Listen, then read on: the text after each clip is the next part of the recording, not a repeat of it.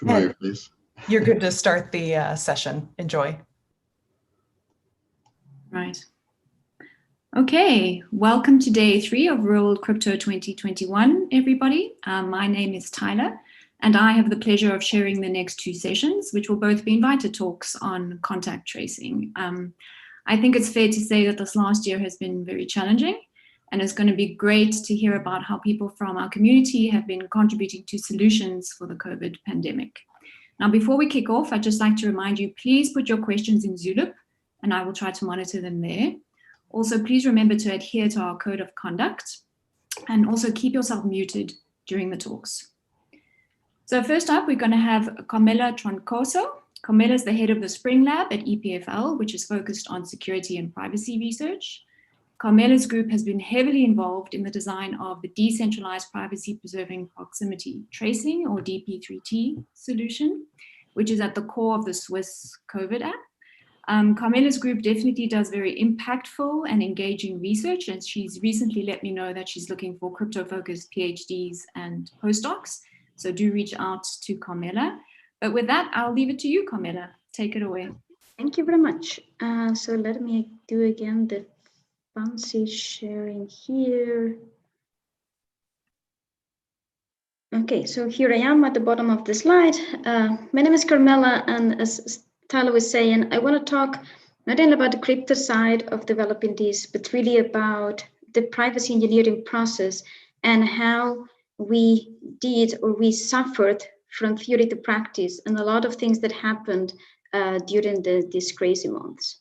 And just to give a bit of context, in case somebody was under a rock and never heard about this, this project started because the process of tracing, which is something that epidemiology, we use in epidemiological seasons to try to stop infection chains by being able to telling people that have been close to infected people that they are at risk and therefore they should take precautions not to infect more people.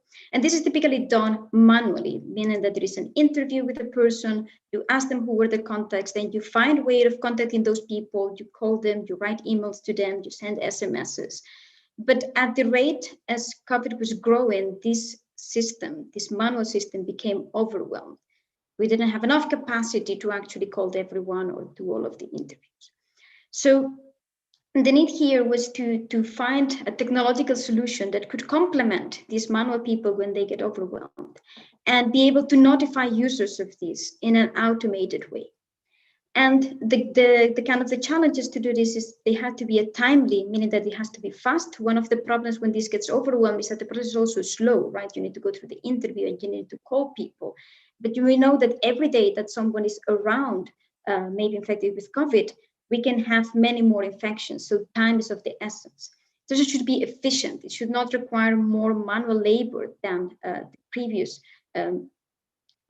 manual way of doing this. It should be scalable because it turns out that this pandemic is not only in Lausanne or in Switzerland, it's worldwide. So if we put a technology out there, it should be able to scale to millions and millions of users. And the fear that came with this thing, with this call of the idea that we're going to look about who's around you, who's close to you, and for how long, of course, there come security and privacy concerns. And from what I see it, and given my background, the kind of things that really worried me and my group was the protection from misuse. We're going to be collecting a lot of information that may end up being a surveillance infrastructure that may be used to manipulate and modify the behavior of some people, and may be also used to target the most vulnerable.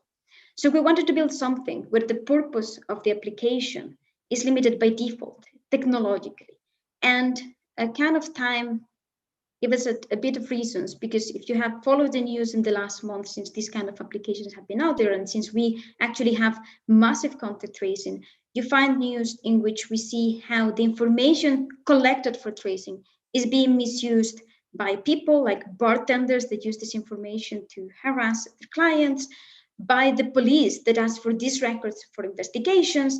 And we just learned a couple of weeks ago that in Singapore, that has one of these applications, the information collected in the application is actually made available to the police whenever they have the need for for an investigation. So these are the kind of things that we wanted to avoid. And also want to notice that even though in the beginning, the big tech said, no, we will never do an app, we will always have a protocol, and we don't want to know anything about it, halfway through the process, they actually built an app, which means that any data that we would in principle think that it is safe in the hands of governments because we trust governments, parentheses, maybe we don't trust as much big tech with this. So it was very important that from the beginning, this technology that we're going to ask millions and millions of people to put on their pockets to help society get out of the pandemic was actually protected. And because we know the kind of information that typically is used for this kind of misuses, we wanted to hide users' identity, so the system should not record who is there, their location, and also their behavior, the social graph, right? We have learned already that we killed people based on metadata, and why do you care about content when you just want to know who talks to whom? So we also didn't want to reveal who is standing by whom by definition in this kind of systems. And of course, we also need the security side, right? We need to make sure that the system only gives good alarms, like meaning that if you receive an alert, you actually should have been with people that have been infected, and we want to avoid denial of service, right? We make a system for millions of people, but then they cannot use it. The system is of no use, whether it's privacy preserving. And that was fine. This is the kind of thing that I would have known typically in my research, but there was another hidden constraint that I had not really confronted before, and I guess that many people in our community have not. This constraint is called reality, and it is out there. And it means that when you develop something for the world, you actually have to do it under the constraints of the infrastructure that we have. And one of the things that we said, well, we need high scalability. I said before, we wanted a system that would work at national and world scale. And we also need reliability, right? The system has to work, and it has to work very fast. Because the pandemic was here when we started working on this, we wanted this thing to just be out. In the first meeting, I was invited to talk about this kind of projects. I was told that we needed to have an app, the full app, out in 3 weeks. 3 weeks, like not even like there was no paper I have ever written that just pure theory or anything that just took 3 weeks, let alone build the full system. So we had a lot of time pressure, and that means that we needed to build something that very fast we could get robust verification of what we're actually proposing is actually correct. So we followed a lot the KISS principle that probably everybody in this community knows, which keep it very simple. It has to be something that we can build fast, we can implement fast, we can verify the implementation, we can verify the protocol. And it may not be the most secure thing that ever happened. And of course, if we had 3 years to research about it, we would find a very cool privacy preserving new cryptography based on it. But we need to have this out very fast, and we need to be able to provide a security analysis of the pros and the cons and just explain people what they're going to have. And this is actually what they should have. And because we needed to go very fast, we also didn't have the time to produce new infrastructure. Let's build new networks, let's build new servers, let's just build devices and ship them to all of the billions of people in the world. We needed to use existing infrastructures. These are smartphones, and at that point, low energy Bluetooth beacons was deemed the best way. And the fact that we had to also exist in the world as it is, it also means that we have a lot of dependencies on what this infrastructure can do. And we need to live with it and deal with it. And there is not an option that I just write in a paragraph of my paper, well, I assume that this is not going to be like that. I assume that the network can have so much bandwidth. I assume that the cloud is, no, none of this. I cannot assume. There is no assumption. There is only reality. And that actually influenced a lot of our decisions and how the system was designed in the end. And this, as Salo was saying, became what it was called the Decentralized Privacy Preserving Proximity Tracing, a group of fellow researchers that were interested in this. We call it DP3T. Why DP3T? Because we are computer scientists and we don't know how to name things in a way that they are sexy for people. Nobody understands why. And we were working on this for like since March in different phases, from pure design to actually deployment and maintenance, and more things I will talk about at the end of my talk. And the key ideas behind all of these are just that we're going to use Bluetooth low energy beacons that are being broadcasted and recorded by devices. We want to use cryptography to enable unlinkability so that we don't reveal this location or this social graph that we thought it was very important.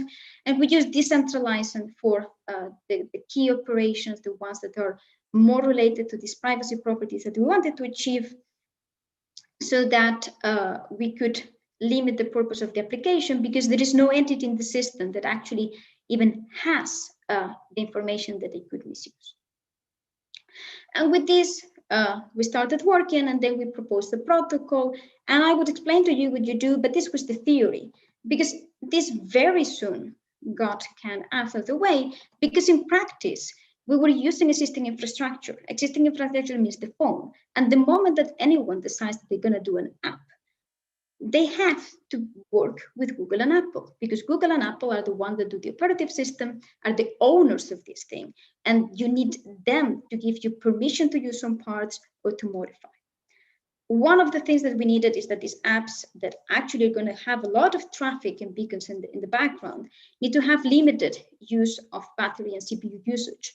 That also leads that the design of the protocol has to have a limited amount of round trips, because you cannot really afford to have more of them because the phones cannot handle it.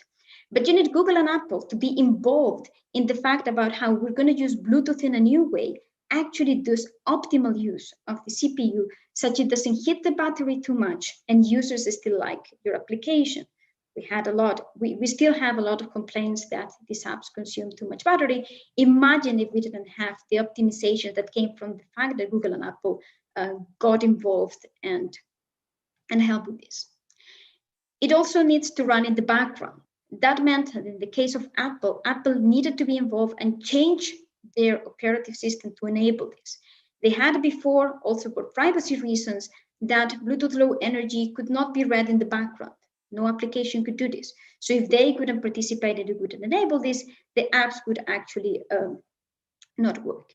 And then there was also the compatibility between Android and iOS. In the early prototypes, when Apple still had not enabled this, we had tried a lot of things. And we already saw that even though both of them use BLE and both of them kind of use the standard technology, they were not so compatible. There were beacons that were lost. There was a lot of problems. So both of them needed to kind of agree in how they were going to use this thing. They were going to use the protocol to ensure maximum reliability, which, remember, was one of our constraints. But that also meant that Google and Apple, because they are the ones that have the bottom of the stack, are also the ones that can implement this protocol. And in this case, they decided to implement it and not to open. And they also decided to implement the API.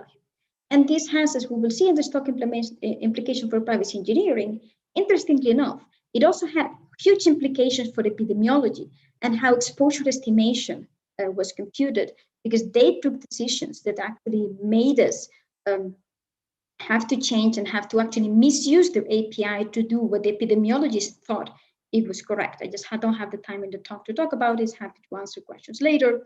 It also had implications for privacy when having internationalization. They actually mandate a series of signatures that you need to follow. And that means that there are many privacy mechanisms that we cannot implement, because otherwise their API that didn't think about any of this, because they are just thinking about the phone, would not accept half of the data around. Again, I don't have the time here. Happy to talk after. So in practice, the key management on how these Bluetooth beacons was decided by Google and Apple. And what they decided is that we have the apps would create a secret key every day. And from this key, it would derive what are called random identifiers, RPIs, and that they would be broadcasted. And each of these RPIs is short-lived. This is for unlinkability. So if you don't have the key, you actually cannot link different RPIs. And whenever you see them, they are completely unlinked.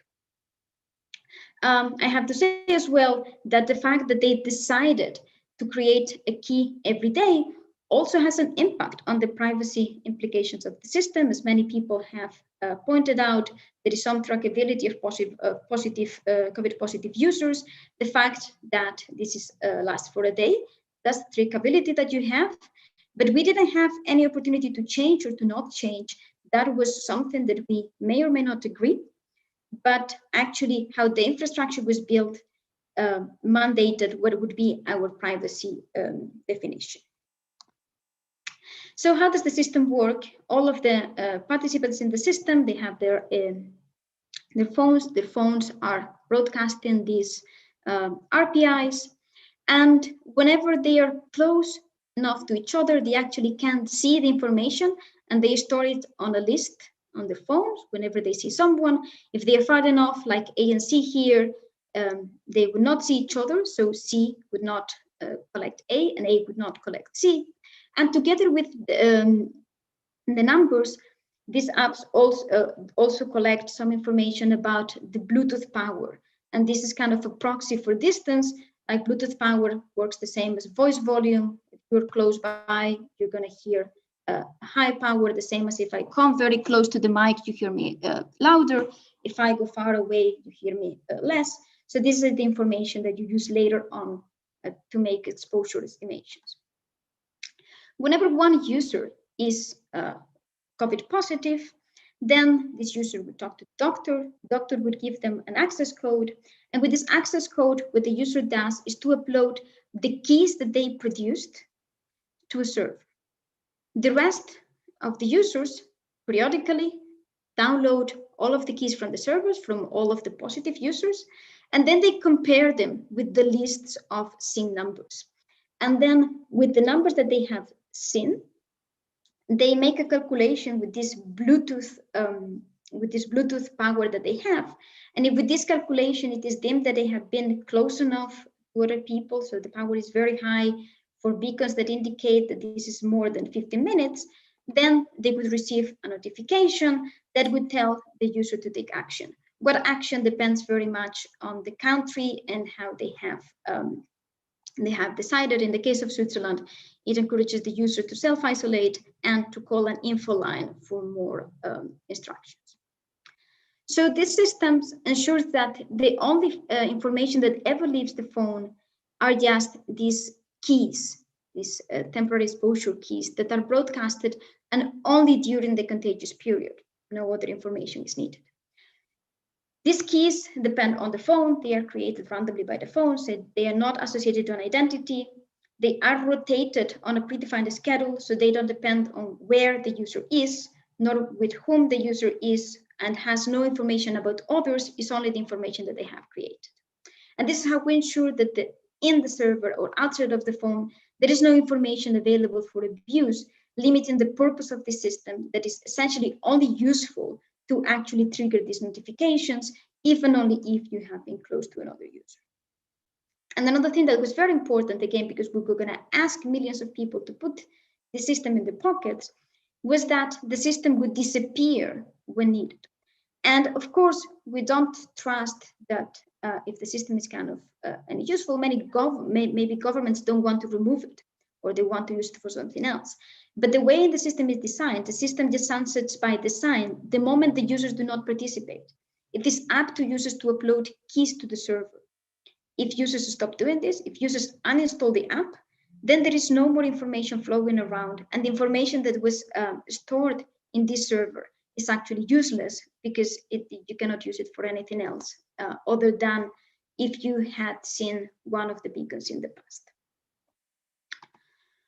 And for the rest of the talk, I want to focus on the left part, right? We have been talking a lot about the right side and all of this Bluetooth and how it happens, but there is a lot to talk about this left side, because here is where we see how these apps, right? It's not about the protocol. The protocol is this very small part of the system that is integrated in a mobile operating system that then is used by an app that then has to be integrated in a health system and has to abide to laws and to epidemiological reasons. And how all of these interplays with each other has a lot to do with security and privacy. So the first thing is that we need an authorization mechanism. That is because we have the requirement that only true positives can upload. That is to avoid that we have these kind of fake alarms that would make the system useless. So we need some kind of authentication and authorization mechanism. And of course, we want that this mechanism does not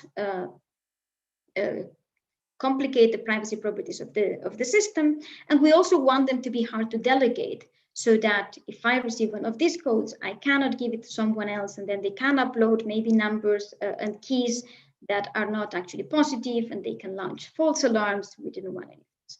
And when we thought about this the first time on the theory, we just say, well, we know how to do this, like there's cryptography to do this, called commitments. We can just ensure that the authorization code contains a commitment to the keys that I have to upload in such a way that I'm sure that if the code is given to Carmela, only the phone of Carmela can actually upload only the keys for Carmela.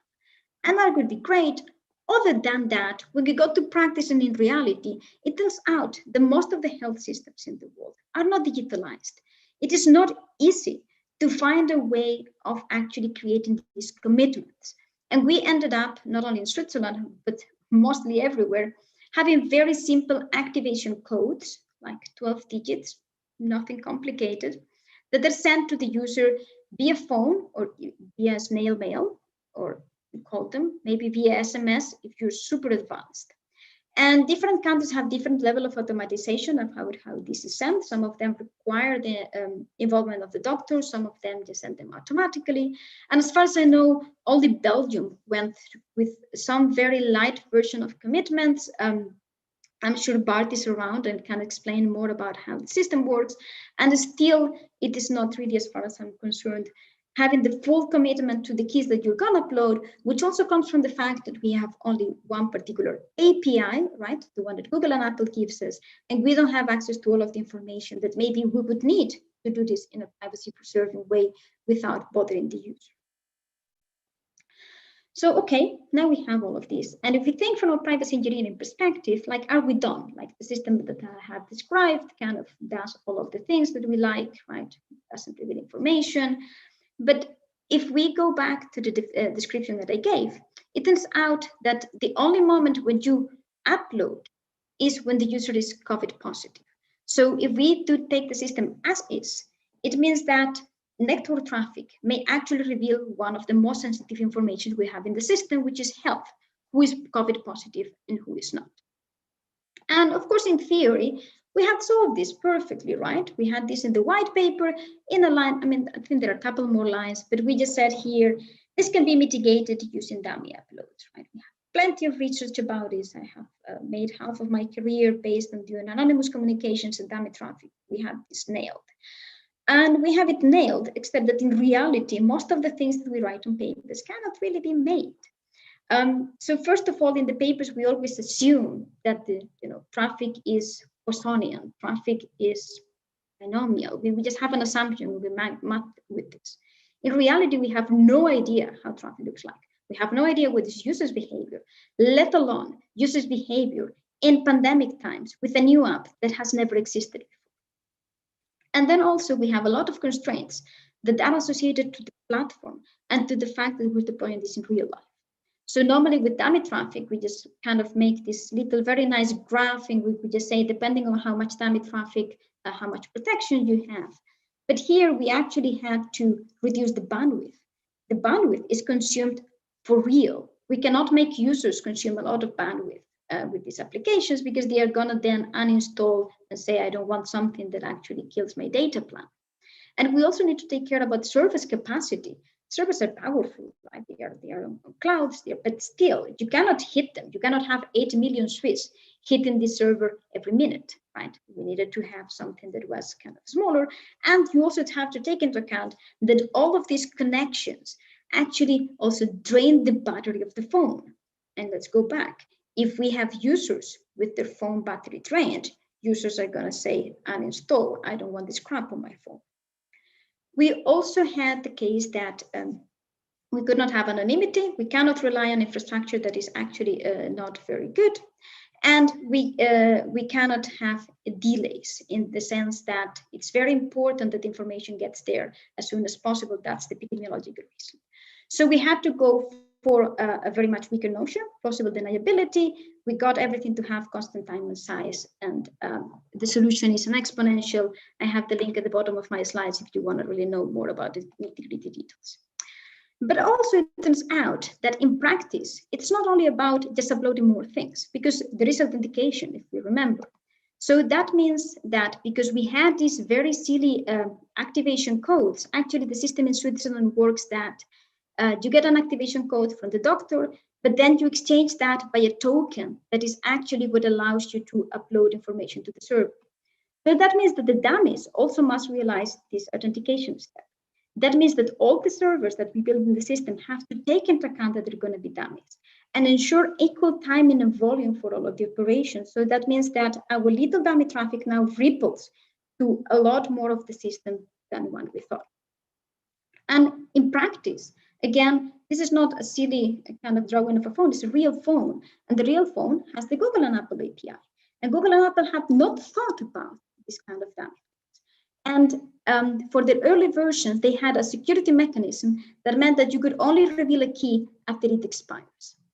To be fair, this is not needed for security. There was an implementation decision that they made because they didn't think about anything else around in the system, like authorization or this kind of network protection. So that meant that we needed to make a decision, which is what do we do now with this extra key that we cannot upload? And we cannot delay all the keys because we were saying we need a timely notification. We cannot have people waiting for one more day running around maybe infected. So how we solve this is with a very dirty hack. After the token is sent, you receive a second token that will allow you to upload an extra key the next day. But now also means that dummy traffic have to mimic the second upload. And surprise, surprise, oh, this fancy thing doesn't allow you to see the full sentence. The phone does not always wake up.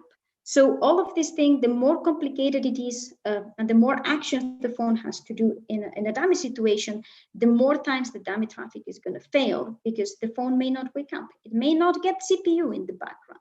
And there is nothing we can do because that's how the operative system works. And because of that, we had to make other modifications that I don't have the time to talk about. Then, just one more minute, one or two. One more minute. Yep, I'm getting to the end.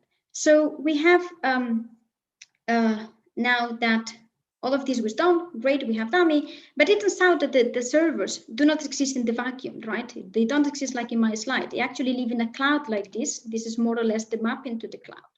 And this yellow part here is actually the cloud infrastructure that is off-the-shelf cloud managing tools like the load balancer, a firewall that locked information that we did not think it could be locked in any way. So that meant that when we designed our system, like the red and the backend, the red and the black backends, we need to design careful login to avoid that you can do forensics to actually go back and undo all of the information, all of this dummy traffic kind of protection. And it means that we had to do a lot of work to ensure that any information that is collected for a statistic for the usage of the application does not reveal any other information about the dummy traffic. And I cannot tell you how many times we had to redesign this login because we discovered that there was something hidden in the cloud that was actually getting more information than what we thought. Because in off-the-shelf tools, you cannot avoid the things a lot. By now, the system has been deployed all around the world as part of GAIAN. The green places are the places that actually use our code base and have many of these other protections like the dummy traffic and so forth. And these are some stats of the usage here in Switzerland, where we can see that there's 90% of the population using it, and using a field experiment in Zurich with surveys of people that were COVID positive, we found out that the app, when it actually works, meaning when people actually get codes, it does produce a number of quarantines, and it does actually help breaking infection chains. And in particularly, it helps a lot with the speed. People that get notified with the app get on average notified 1 day before people that get notified via a manual contact. So the key lessons for me is, well, first one is that data is not a must. We can produce data-less applications that are as useful as those that collect everything. Privacy engineering goes well beyond crypto. The crypto part, to be fair, was the easy one. The hard was to build the full system and to ensure that we could lift the privacy properties that we had on the protocol when we connected this protocol to a phone and to a whole set of servers. And privacy engineering in an agile world where platforms put the constraints and requirements change all the time is exhausting. The amount of times we had to redesign our whole system to make sure that we would never be lying to the users is amazing. And the final is that good socio-technical integration. It's not only about the technical part, it's also about how this gets integrated with doctors, with users, is the key to success. And it is extremely hard. In fact, it's one of the reasons why these applications don't have more success, is because doctors cannot give codes, because users cannot insert the codes. And this is why when we deploy something at the speed that we will deploy in a kind of an experimental setting, this purpose limitation and abuse prevention is a must, because otherwise you're just going to deploy something that may not work, but may introduce more problems than what it solved. And with this, I'm happy to take questions. Thank you. Right. Thank you, Carmela. Thank you for the lovely talk. We do have a fair number of questions. They're piling up in Zulip. I will ask one or two, and then I will suggest that maybe you go and address them in Zulip yourself. So the first question from Martin was, can you say a few words about working with so many people across so many fields of expertise? What are the success factors? What I have to say is that the people in this team were lovely people. And this was made even harder by the fact that we had to work over Zoom, right? To be fair, we did all of this without ever meeting in person. And there are many people in this team that have never met each other in real life. How the interdisciplinary work so well is because I think we had a lot of very open-minded people that were willing to listen to the other side and to learn about what the other side had to say. And we're thinking about negotiating. But I think the most important of all is that we had one common goal, which was to help with the pandemic. And when you have one common goal, it's so much easier to get to agreements. Great, thank you. So one more last quick question, and let's maybe try and keep the answer brief so we can move on to the next talk. But from Ari, were you aware of the other similar approaches at BU or MIT when you started this work in March? Was there an initial collaboration on the protocol? No. No, when we started, we were not. We became like aware a little bit later. There was a lot, I think, of collaborations and conversation, which had also been very important. But what my learning was about that is that, yeah, we didn't have peer review, but the fact that so many groups from very good institutions with a lot of people behind came up with the same protocol at the same time must mean something. Okay, thank you, Carmela, again. And I'm sure everybody is giving you a round of applause. It was a great talk. Please